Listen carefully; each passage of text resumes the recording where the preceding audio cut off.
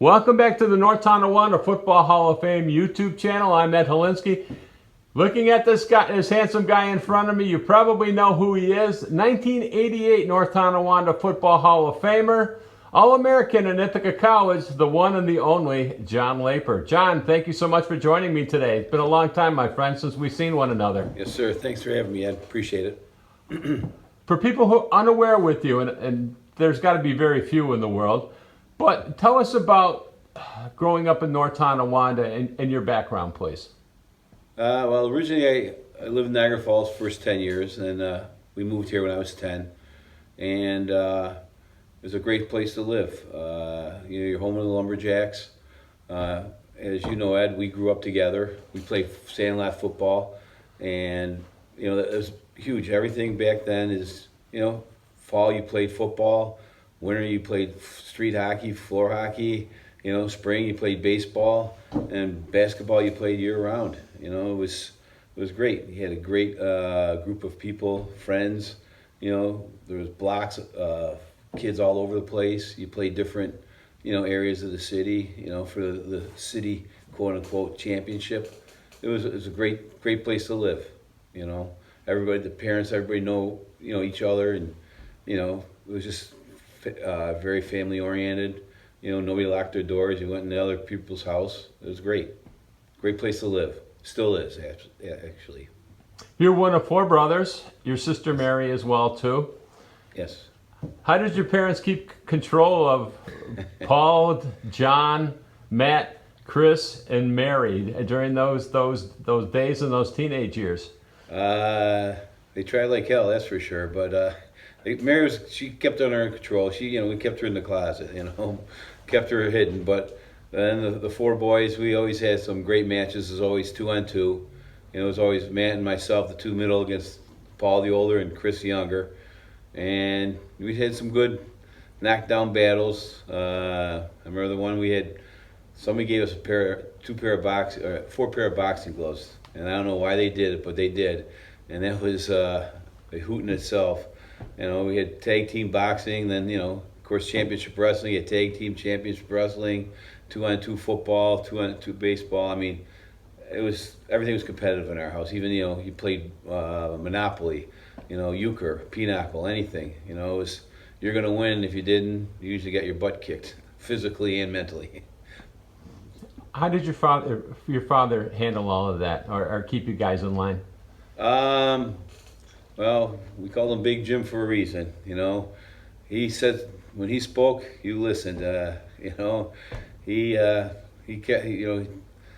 kept that mighty stick of his, and just and it was his right hand, and he kept us under control. Grew up, we respected him, and there was no problem with as far as that goes. Your dad was a pretty good athlete from Auburn, New York, and he played football at Niagara University. Yes, sir. Did he have any influence on you guys towards sports, or did he guide you in any way, or did he kind of let you guys go on your own? You know what? He just let us go on our own, and whatever we did, he was 100% supportive behind it. He wouldn't let us play Little League football, I remember, and I didn't with my kids either, because he said that your bones are still growing then, and it's really not the thing to do. You'll learn more on the sandlot. So but he was 100% behind us, whatever we did. He never pushed us into anything. The only thing he said, once you started something, you had to finish it. You're not quitting, no matter what, whether you hate it or not. If you started it, you finished it, and if you didn't want to do it the next year, that was fine. But he was always there to support us. He Ramsey Field baseball, and then he played there, and he was board of directors all through our careers there. Anytime there was any kind of booster clubs, he was always there, joining them, supporting us. But he never pushed us, but he supported us tremendously, 100%. During your football careers, three of you played. I don't believe Paul played football. He played freshman year, that was it, but then I broke his ankle and ended his career. What type of advice did your dad give you for you guys playing football, besides do your best? One thing is he said, play clean, be honorable. That was a big thing. I remember if you ever, had like a dirty cheap shot or something, he let you know. But if you play, he did, always, like I said, he's always positive, except for if you did something dirty wrong. If you blew an assignment, that was part of the game. He understood that. He never said anything like that. The only time he ever came down on you is if you had a cheap shot. I mean, the one time I remember I made a tackle, and it was along the sideline, and I ran and kind of clotheslined the guy. Didn't do it on purpose. He ducked under, and I caught him. And I heard it after that game. I heard it big time then. But other than that, I mean, everything was positive. He really didn't give too much information as far as playing. He gave a little, but if you messed up, like I said, it was just negatively as far as like dirty plays or anything like that. But if you made a mistake, he would say, hey, you did this wrong, but never negatively. It was always positive. You had a unique career at North Tonawanda. You were a football player, a swimmer, and a baseball player. Yes. Unique combination. Why the swimming? I started off in Niagara Falls. They had a pool in the elementary school. So we started swimming in, second grade. And then when I moved here to North Tonawanda, it just kind of was a natural thing. And then Coach Baranich was the swim coach at the time, along with Doug Scott. And they got me into it, and it was a lot of fun until I got too big my senior year. Then it wasn't fun, and I went to indoor track my senior year. I just couldn't get the big body through the water anymore. The only good thing is on the starts I gave a little tidal wave and kind of gave me a head start, but then they caught up fast. Your high school career, and specifically high school football, was there a lot of emphasis on weight training back then? No, not really, because everybody played different sports. Like I said, I swam. I played baseball, and then my senior year I was too big for swimming, so I went indoor track. So you really didn't have time to weight lift. I mean, there were some guys that did, but most of us were always in other sports playing. But there were some guys that did. They did a little weight training here and there, but there really was not a big emphasis because it's not like now where if you play a certain sport, you're supposed to play year round. Whereas you talk to those old guys, and I'm still in the belief you should play as many different sports as you can because I think it can help you out. Each sport has its own little niche, and it can help you out. So I believe you should play different sports. Talk about your football from freshman football all the way up. Who were some of your coaches? Freshman year it was George Dermisage, and then varsity. Then I went right to the varsity, and it was Dave Vona, George Tedder, Chuck Ramsey, and Dave Anastasi. Describe your experience playing for Coach Ramsey. Love the guy. Absolutely love the guy. Respected him very much. Good guy. He was a great coach. Great. He got people loved playing for him, and that's one thing. I coached for a few years, and we used to get together a bunch of coaches, and Dick Yeager. Obviously great swimming coach, great career. I never learned more from any coach than him. And people said he's a swim coach. I said, you get the different things. And one thing he always said is you have to be able to have that kid play for you. He has to run through the wall for you. That's the most important thing. You got to have him believe in you. And we believed in Coach Ramsey. Just a great guy. What was the best team that you played on your sophomore, junior, or senior years? Or were they? How were they different? They're all different. Sophomore year, I was just a young sophomore and didn't know any better. Great senior leadership. I still friends with a lot of those guys. I looked up to them. Kenny Balling, Bruce Hoffman, Lou Siri, John Barron, just to name a few. I mean, I was lucky. They took me under their wing, and they really helped me out a lot. So we didn't have a real good record that year, but it was a lot of fun playing. And that was when the Wild Bunch defense was there, and these guys really lived the Wild Bunch defense. And then my junior year, we had a great team. Actually, we tied for the league championship that year, three-way tie. And actually, we beat the #1 team in the state, Campbell East, that year. It was a great team. And in our senior year, we thought we were gonna have a great team because we had a lot of guys come back, and it didn't gel well that year. But it was a lot of good players. So I'd say probably my sophomore year, record-wise, football-wise, it was the best team I played on. Probably the most enjoyable was my sophomore year because of those seniors and the leadership, that they gave me and that I live by today, and what they instilled in me. To this day, do you ever look back on your high school football career? Do you have any regrets? No, everybody asks, what would you do differently back then as opposed to now? Maybe I might have lifted weights. I was never big into the weights. Even in college, I never did. That might be the only thing. Like I said, I had good coaches throughout my career. I had great, and more importantly, I had great players that I played with that helped me out. Especially, being a middle linebacker, you have to have great players. Otherwise, you're nothing. Because the defense is set up for you to make tackles, and if they don't do their job, I can't do my job. So, I mean, they made my life very easy, and they made me what I was today. So, other than that, I'd say probably maybe just maybe weightlifting a little bit more. You played on both sides of the ball. You were a linebacker, defensive end, and you also played, I believe, guard. Yes. Did you have a preference? Did you enjoy one over the other? Yeah, obviously defense. Love linebacker better. I mean, you're forcing the play. I mean, you're putting the hits on. I like playing guard. It was fun. Actually, my senior year, I tried almost to talk to Anastasi. He talked, Coach Ramsey tried to talk to him playing fullback because we had a nice guard behind me that played behind me, Jimmy Lazito. And so they wanted to put me in the backfield to, more or less. I didn't care if I ran the ball or caught the ball. I just wanted to, now you got a 5-yard running start to hit somebody, to block them.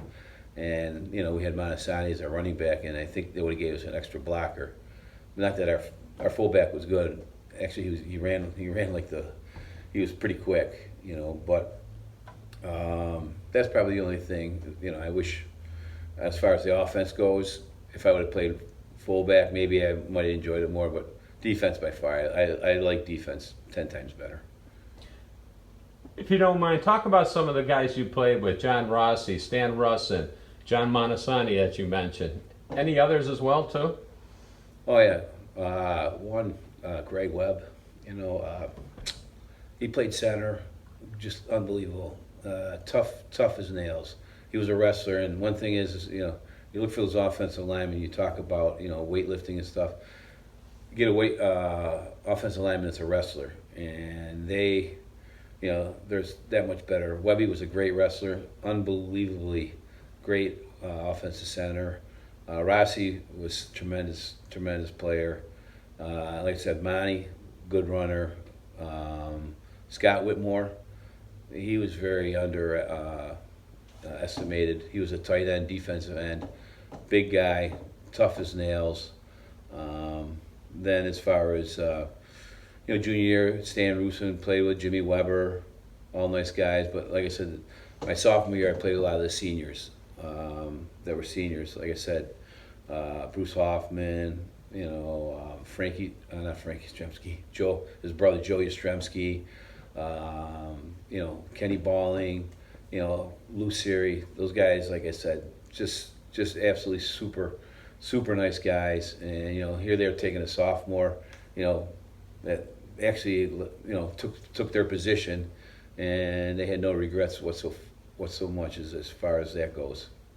Talk about your TNT experiences for you were able to enjoy it for 3 years. Yes.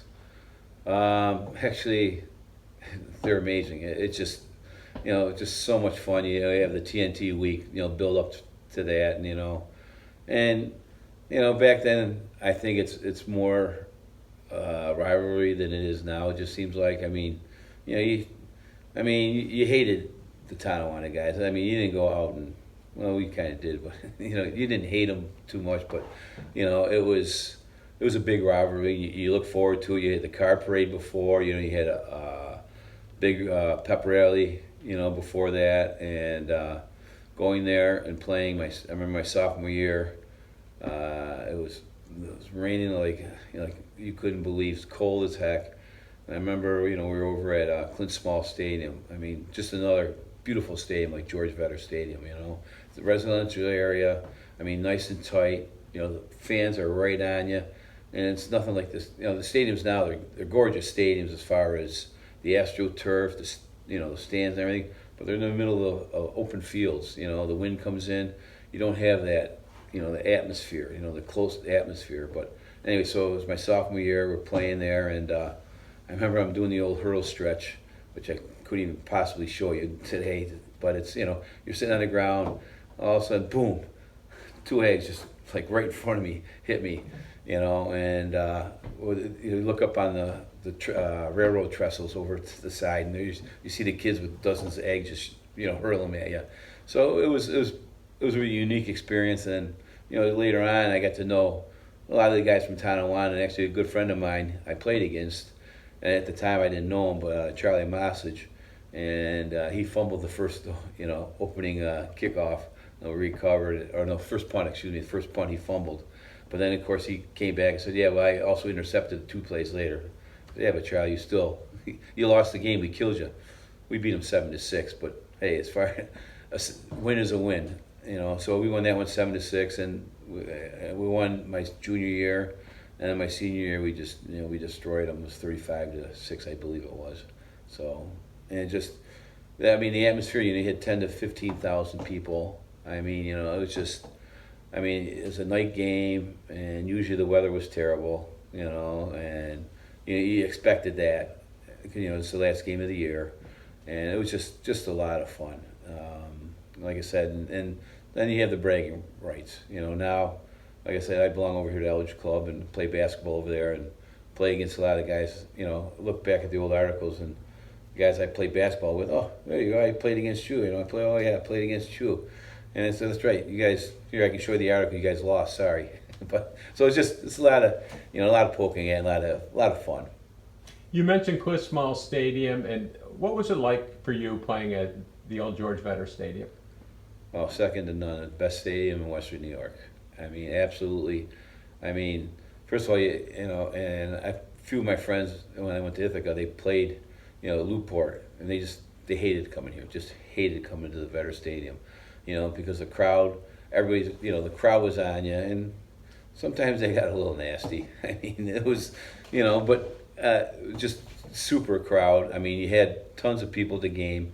It was closed, tight, you know, it was residential, so there was no, you know, you go to these fields now, they're in the back of the school, just wind all the time. It's always windy, it seems like, you know. Here, it's never windy, so the noise just, you know, it's like 10 times what it would be in these open air stadiums. And the fans are they're phenomenal. They're right on top of you, you know.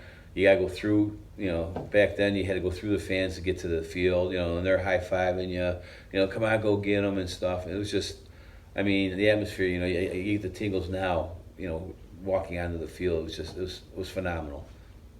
How prevalent were injuries in your time? Were there a lot of concussions, or basically what people called it getting their bell rung back then? Yeah. Actually, you know what? There were quite a few, I know, but they never, you know, diagnosed it as that. So you just, okay, I got a headache and I don't know what happened, and you know, you went out and you played. So really, I remember the one time it was we played Mark Lyles. I remember when we went to Grover, Cleveland. He was one of the top 10 recruits in the United States. He went to Florida State on a full ride, and we scrimmaged with my senior year. And then, you know, Grover, Cleveland, they got all the best kids in Buffalo. I mean, they didn't recruit more or less, but our sorority, who was the coach, he got all the studs. But they didn't play any of the Section 6 teams. It was just the Buffalo school. So they always destroyed them. So I remember we ended up scrimmaging my senior year. and it was a Saturday afternoon. I mean, it was like 90 degrees out. You know, humidity was like 90 degrees. We're playing them, and the one play right before this one play, they had a fullback. He was a short guy. He was probably about 200 pounds back then. That was huge. And I remember I took him in the chest. I got him, but he, you know, kind of knocked the wind out of me. I went, oh boy. So I'm playing left middle linebacker, and Lyle's got the ball, and he swept to our right. And I started going. I was pretty quick. I wasn't fast, but I was quick. And all of a sudden I went and I looked. I go, oh, my angle of pursuit wasn't. I didn't expect him to be that fast, and he was good. So I took an angle, and the only way I could get him, I dove, and I caught him in the knee, and he went down. I remember he's laying on the ground. He goes, some dude tried to roll block me, and I'm going. That's all I remember. I went back in, played 2 more plays, and my brother, he told the coaches to get him out of there because I'm calling rainbow coverage, and obviously we didn't have such a play. So, and after, I don't remember. They took me out. Don't remember anything after that except for at the end of the game he was on crutches, and then probably about 5 years ago, Al Ridge, buddy of his, got inducted to the Buffalo Hall of Fame. So we went down there, and Art Sarrati's there. So I go, hey Art, how you doing? I'm North Tonawanda, and I said, yeah, we scrimmaged you, back in 1970. It would be 75. Oh yeah. I said, yeah, we put Mark out. He goes, yeah. I go, how was the guy that did that? So that's my fame to glory. But no, he turned out he was all right. So he had a bruised knee, so he was all right. I don't want to brag about hurting somebody, but he just had a bruised knee, so he was all right. But it was, that was tough. You had a terrific high school career at North Tonawanda. What type of scholarship offers did you get to play football in college? I didn't really get any, to tell you the truth. I had a choice between Canisius and then. That was about it, really. And then Ithaca came in late. A friend of my parents, they worked at Niagara University. He happened to work at Niagara University. It was like March, April, so it was pretty, obviously, very late. And the recruiter grew up in Niagara Falls. Actually, he grew up the street behind where I lived. He lived on 57th, we lived on 58th. So they happened to know the recruiter, and he said, there's this kid in North Tonawanda. Actually, I was probably going to go into the service. I had looked into going into the service because I wanted to, just get out and about after high school.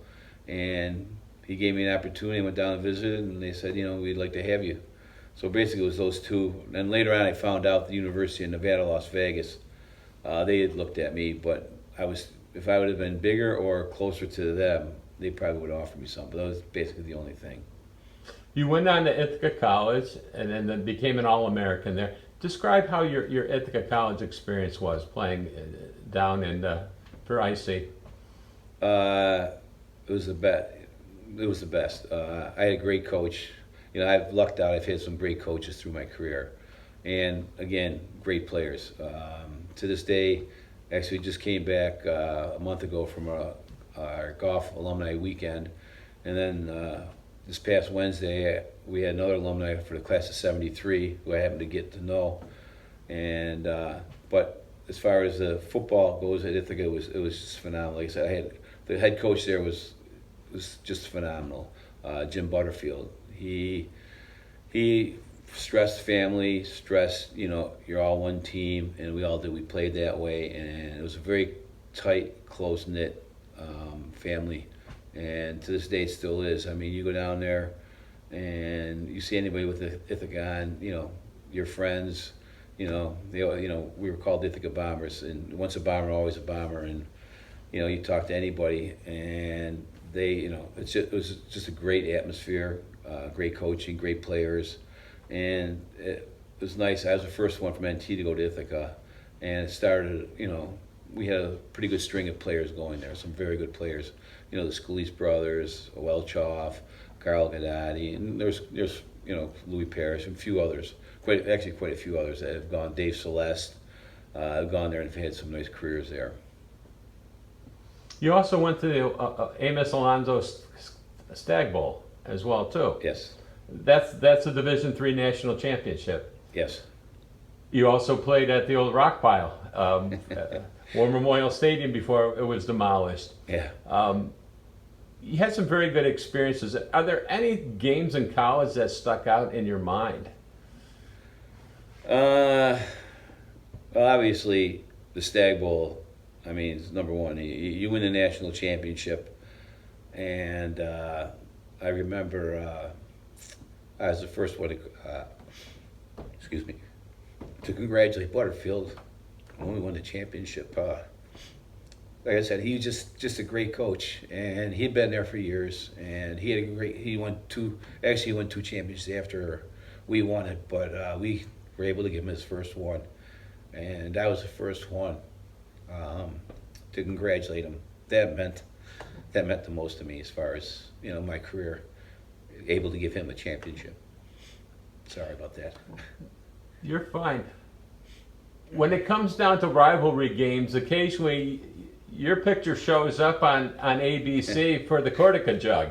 What was your experience with that Cortica Jug? That's Cortland versus Ithaca College. Yes. Big rivalry. Does it rival TNT? Actually, yeah, in a ways, yes and no. The thing is there's a lot more people at the games for the Cortica Jug. Actually, they just had one down at MetLife Stadium last year, and they set the Division III record of 47,000 people, or 2 years ago. And then this year they're having it in Yankee Stadium. So, obviously because it's college, it's a bigger platform.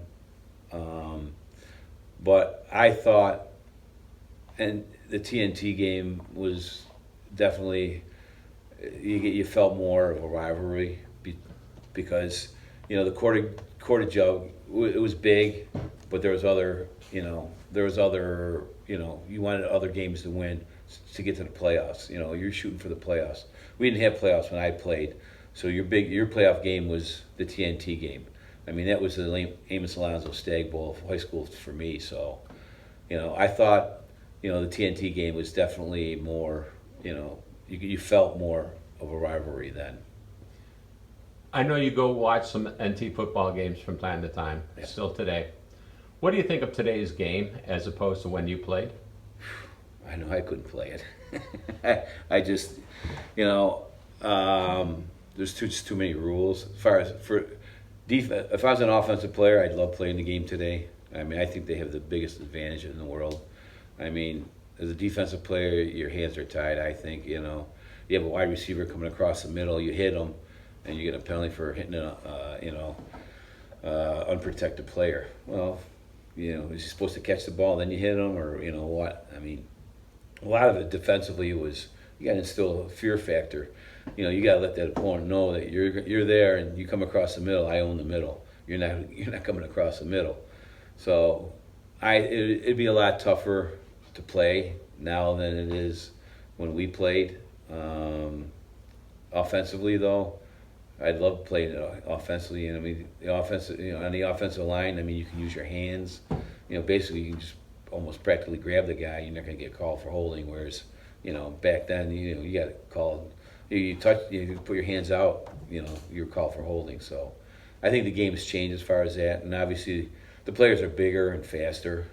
So, we've talked about it, several subjects here. What would you like to talk about that I haven't brought up? Just the fact that the new coach they got here, Coach Bunker, I've known him since he's a little kid. I think he's got some nice philosophies, and I like to see more kids come out. I wish these kids nowadays, sometimes these schools have tough time fielding teams.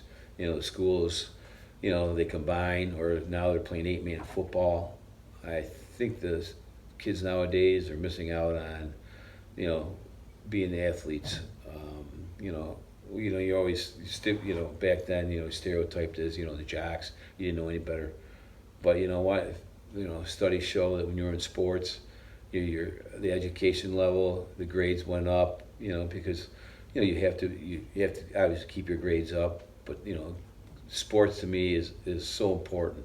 It gives you time management, leadership, ability to work with other people. And there's so many other aspects that sports gives you that I think they're hurting now. With not the numbers going out anymore.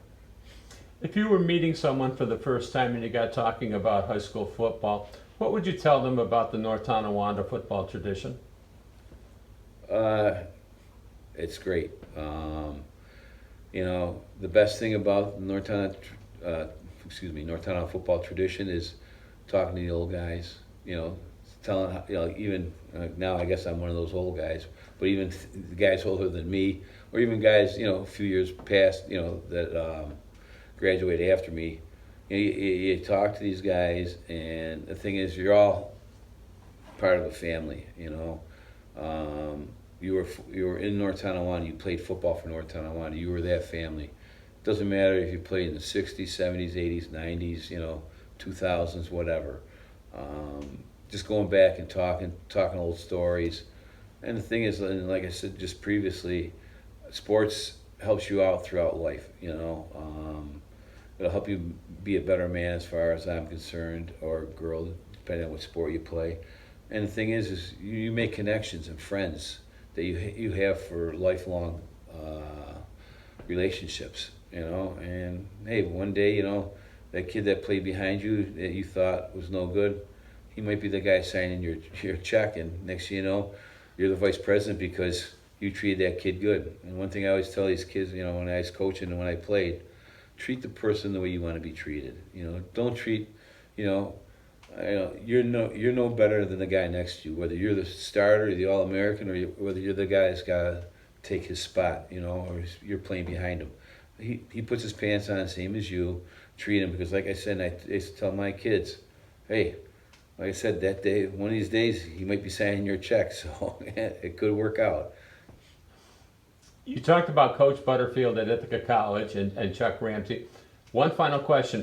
What other coaches were big influences on you? Phil Bassler. He was my freshman position coach. He taught me actually how to be a linebacker. He went to Kansas. And I remember, we were doing passing drills, and the guy, he was left-handed, and the guy could pass the ball. He couldn't believe it. I was sitting there going, this guy's a linebacker coach, and he was he was all with Kansas. I think it was Big 8. I think they were in, it was a Big 8. He was all Big 8. But he taught me what it was to be a good linebacker, and also how to be a gentleman. I mean, that was one thing that Butterfield instilled in his coaches. It wasn't just about the football field.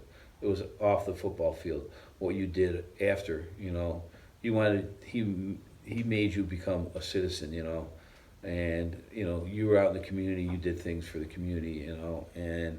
But Phil, he was the best. And real quick story about him. He goes to Kansas as a quarterback, and that's why I found out he could throw so well.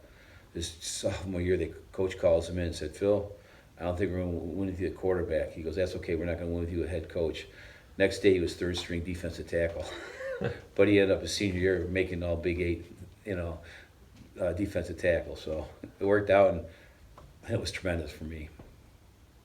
John Laper, North Tonawanda Football Hall of Famer, Ithaca College Football Hall of Famer. This has been a lot of fun talking to you today. I appreciate your time doing this. I know you're not a person that likes to do these things typically, and I'm very appreciative of it. And I think our listeners and watchers are as well too. I wish you well. Take care. Thank you, Ed. I appreciate it. And God bless you. Yes, thank you. I appreciate the honor you gave me here. I mean, tremendous honor. I can't believe you asked me to be here, and just thank you very much, and thank you for everybody.